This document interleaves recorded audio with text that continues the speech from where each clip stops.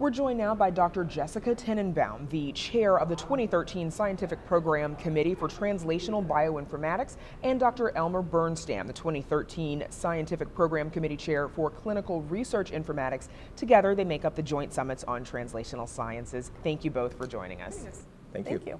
Now, AMIA 2012 is a big meeting, but it isn't the only one for informatics. What is the Joint Summits about, and how is it different than AMIA 2012? Well, there's some themes that have been emerging through AMIA over the past maybe decade or so, and they finally took note of that and said, let's separate these out. So the bio side of things, the omics, the genomics, the things that angle toward personalized medicine. And so they started the Spring Summit on Translational Bioinformatics about 6 years ago. And I remember being at the first one, and they didn't want to call it the first annual just in case, so they waited to see if it had legs, and then toward the end there was enough energy and we're saying, okay, it's the first annual. And it's been a great conference ever since, focusing on those sort of areas that are at the edge of the AMIA world.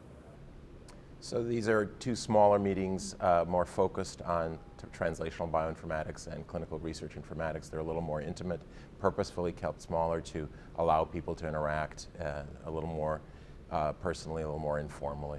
What major content themes are emerging for TBI? It's been interesting to watch that. Pharmacogenomics has been a big thing. NLP is always big, natural language processing, network analysis, systems biology, but applied in human disease.